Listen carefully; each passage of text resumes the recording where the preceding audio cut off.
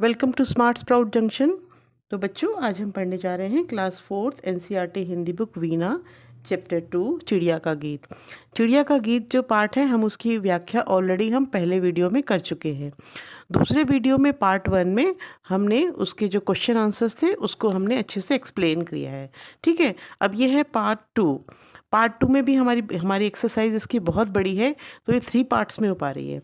अब हमारा जो है, हम कल्पना की उड़ान जो कि आगे के प्रश्न हैं उसे करने जा रहे हैं। ये भी आपकी पाठ्य पुस्तक में से ही है।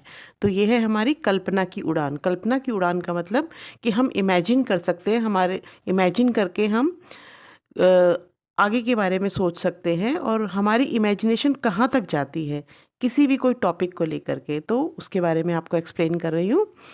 हर कोई पक्षी बनकर आकाश में उड़ना चाहता है। कल्पना कीजिए कि आप सभी खुले आकाश में पंख फैलाकर उड़ रहे हैं। कोई पहाड़ों के ऊपर उड़ रहा है, कोई समुद्र के ऊपर, कोई क्रिकेट मैच देखते हुए उड़ रहा है, तो कोई विवाह के भोज का आनंद लेते हुए उड़ रहा है। अब इसका मतलब है कि आप इमेजिन कर रहे हैं कि आप फ्लाई कर रहे हैं, आप उड़ रहे हैं, आपके पंख लगे हैं। और जब हम उड़ते हैं ऊपर से तो हमें नीचे का सब कुछ क्लियर दिखाई देता है ना? सब कुछ क्लियर दिखाई देता है। तो हम यहाँ पे इमेजिन कर रहे हैं कि सपोज़ हम पहाड़ पर से उड़ रहे हैं। अगर हम पहाड़ पर से उड़ेंगे तो हमें क्या दिखाई देगा? नीचे नदियाँ दिखाई देंगी, खेत दिखाई देंगे, घर दिखाएँ, पूरी दुनिया दिखाई देगी, है ना? तो यहाँ हमें इमेजिन करना है ना? ठीक है?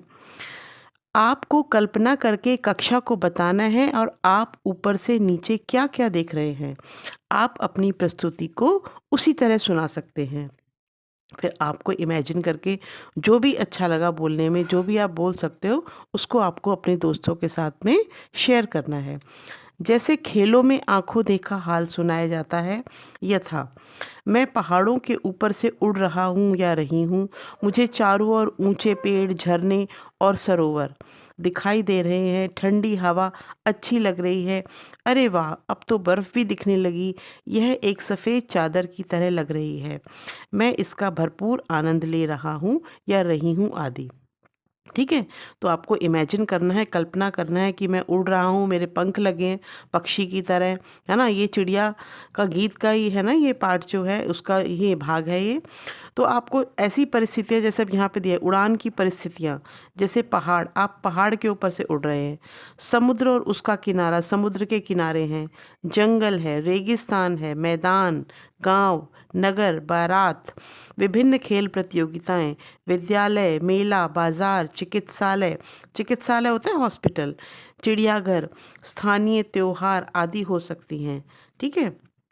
तो आपको अपने जो कल्पना जो आपने की, आपने क्या-क्या कल्पना में सोचा, फिर आप उसको अपने जो आपके फ्रेंड्स हैं उनके साथ में क्लास में शेयर करेंगे, है ना? कन्वर्स करेंगे। अगला प्रश्न है हमारा, अगला जो हमारा विषय है वो है आकार प्रकार, यानी कि आपकी जो डिफरेंट शेप्स होती हैं।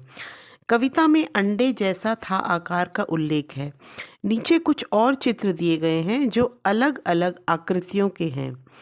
चित्रों के नीचे उनका नाम लिखिए। इस कार्य में आप अपने शिक्षक की सहायता भी ले सकते हैं। इट्स वेरी सिंपल, आपके लिए बहुत ही सिंपल है क्योंकि आप क्लास फोर्थ में हैं, है ना? इसे हम सर्कल बोलते हैं, इसे स्क्वायर, रेक्टेंगल और इसे ट्राइंगल। तो हिंदी में इनके क्या नाम होंगे? हिंदी में सर्कल को बोलेंगे वृत्त, और स्क्वायर को बोलेंगे वर्ग, और हम रेक्टेंगल को बोलेंगे आयत, और हम ट्राइंगल को बोलेंगे त्रिभुज। ठीक है? अब आते हैं अगले, भाषा की बात।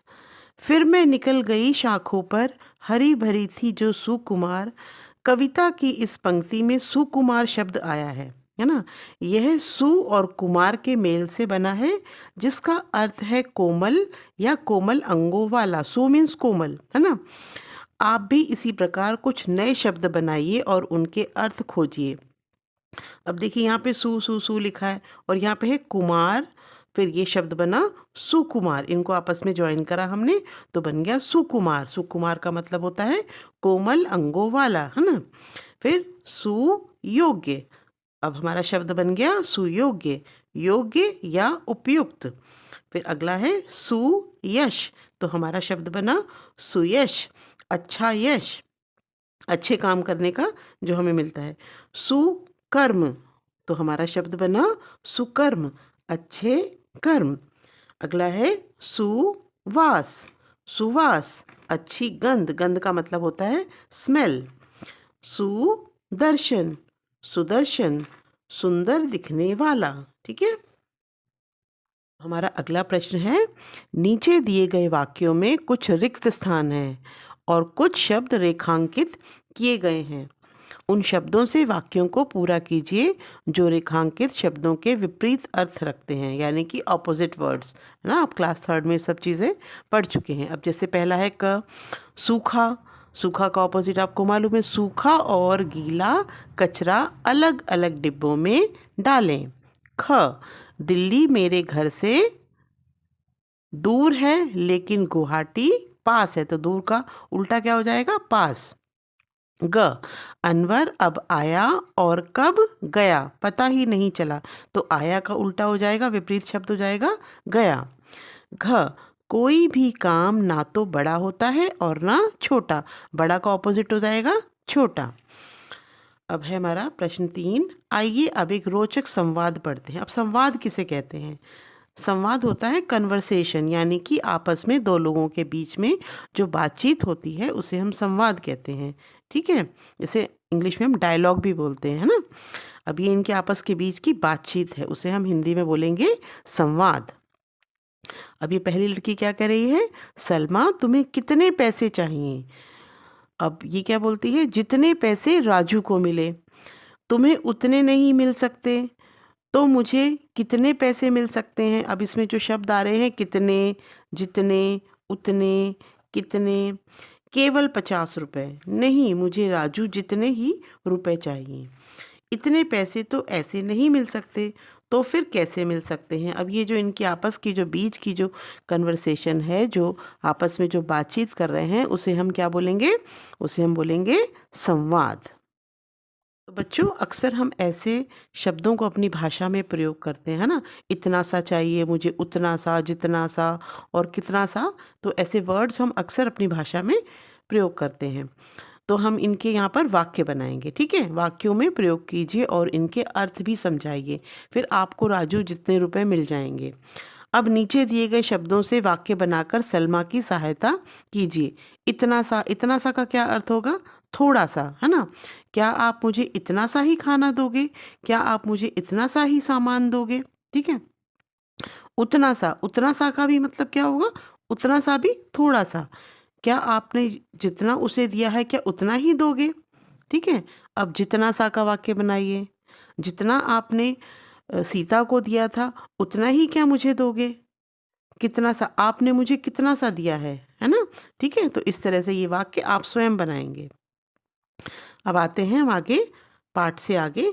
पक्षी भोजन की खोज में घोंसले से बाहर उड़ते हैं। यह जानना रोचक होगा कि कौन सा पक्षी क्या खाता है। नीचे कुछ पक्षियों के नाम दिए गए हैं, पता कीजिए कि वे क्या खाते हैं। अब आप सभी को मालूम है पक्षी अक्सर दाना खाते हैं और वो कीड़ों को भी खाते हैं, है ना। छोटे छोटे कीड़े जो हमारे धरती में, हमारी ज़मीन के अंदर जो रहते हैं, वो जब ऊपर आ जाते हैं वो ज़मीन को खोद खोद कर भी कीड़े खाते हैं। कुछ होते हैं दाना खाते हैं, कुछ रोटी खाते हैं, है ना।